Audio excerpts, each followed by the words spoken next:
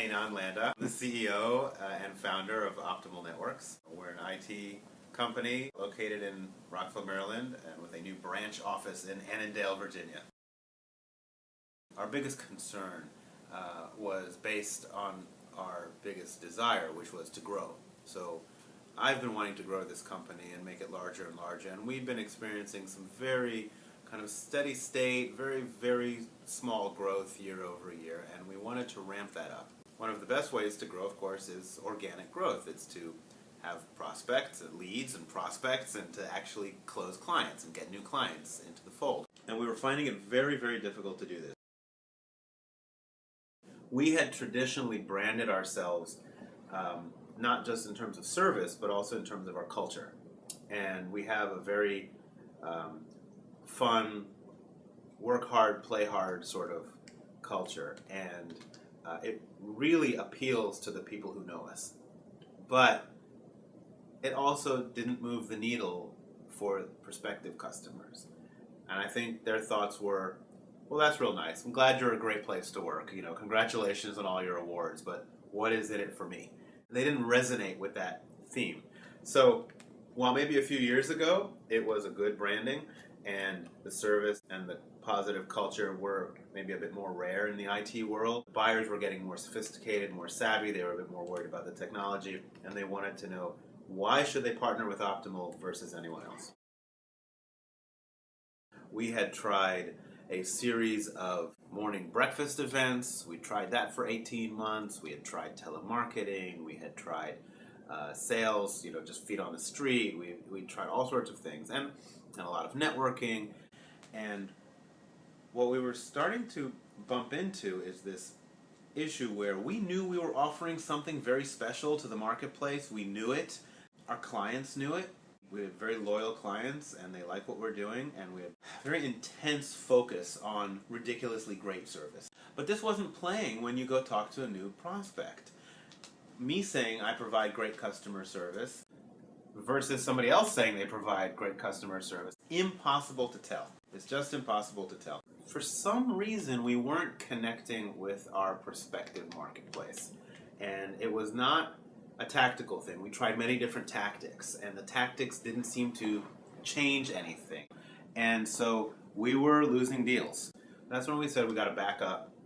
We have to look at what our positioning is in the marketplace. We have to look at our strategy, at our overall persona. There comes a time when you are so inwardly focused, when you are talking to the same internal people over and over again. We have some very smart people in this company. I had someone here who was doing business development for me who was very strategically minded. I have me, who's been doing this for, 20 plus years. I have David Campbell, our COO, who's just has a lot of energy and a lot of innovative thoughts that he brings to the tables. I had an outside consultant who does our PR and a lot of our marketing production writing. She'd been with me for 5 years at that point. And we're all doing the same things, and we're all talking the same talks, and at some point you have to say, our little group here, for some reason, is not in tune with what's happening out there. And we need an external look. We need someone to point us in the right direction. So the first thing was to figure out kind of a broad brush overview of our thoughts and where we were and who we were as a company, which I remember he did with a few meetings up front. But The real key and the real beginning of the process was when he contacted some of our clients and went and met with them, either over the phone or in person, to really understand what he calls the elevator rant.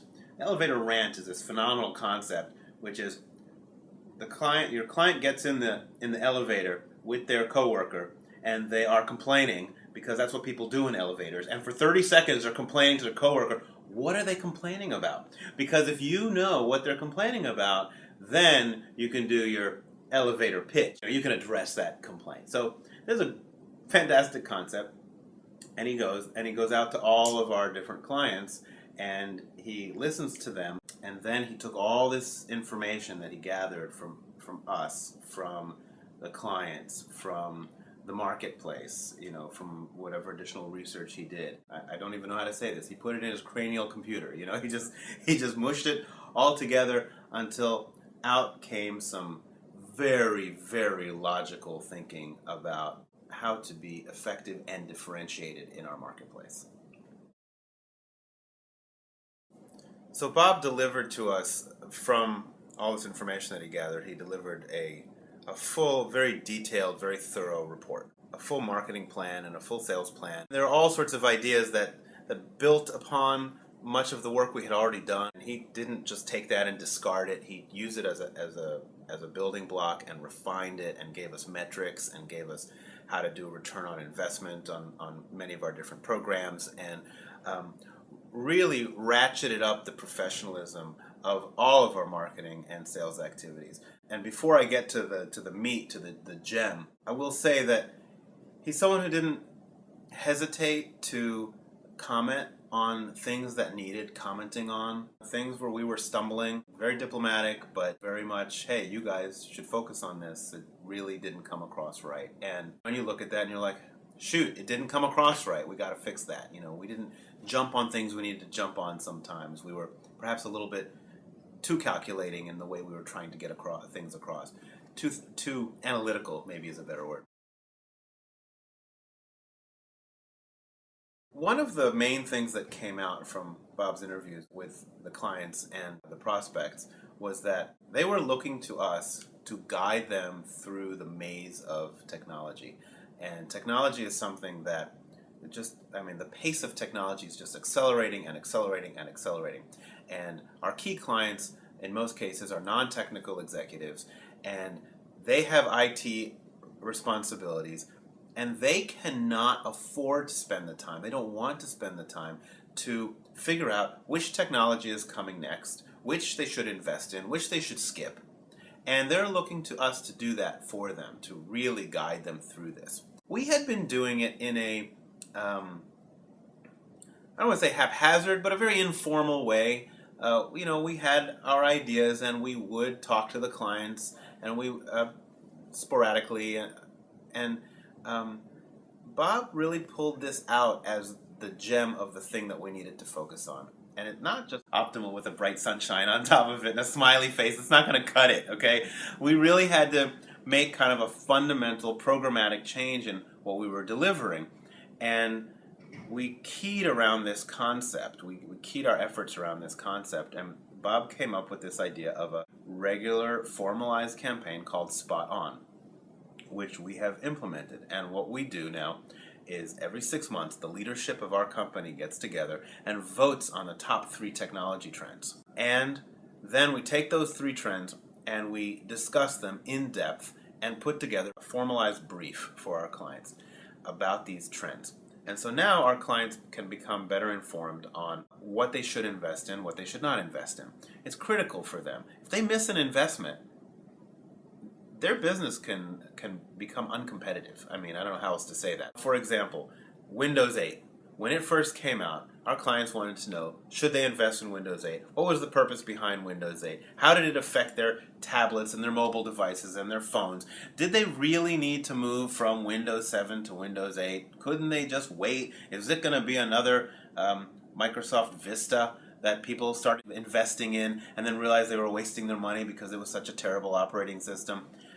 They need to know these things. But more so, they need to know it from us. They need to hear from us what these trends are and what they should be doing and what our advice is, and some very direct recommendations. So by having this program, we not only were able to do this for our clients, it was kind of a benefit of membership. Membership has its privileges. So if you're our client, you get the full brief. Not only that, you have an executive contact at our company coming to your office or having lunch with you and discussing not only the topics in general, but how they apply directly to you. So this had something else in it that was brilliant. It gave us a reason to go see the clients. Every 6 months, we're out meeting with our clients. This is something that while we try to do it, unless you have a real good solid reason, it doesn't always come to fruition. And the clients, they appreciate it. They appreciate sitting with us, talking through the trends and learning about what's going on in the industry. And they feel more secure that they're getting guided.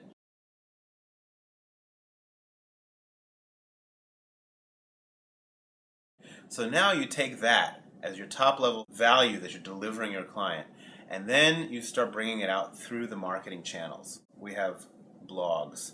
We have monthly articles that we produce. We have social media.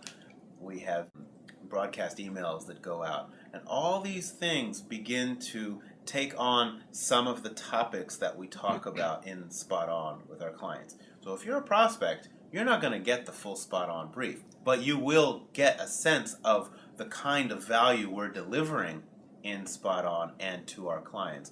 And this may be something that you tune into. Wait a minute, I want to know what these guys think about Windows 8. I want to know what these guys think about cloud computing or the cost of ownership of IT or security. And if that's intriguing, you may actually pick up the phone and say, hey, I'm interested. Spot On was a way for us to connect and deliver to our clients' elevator rant. The things that they were anxious about, the technology, the pace of technology, we had a direct way to deliver value and help them so that they wouldn't be anxious about it.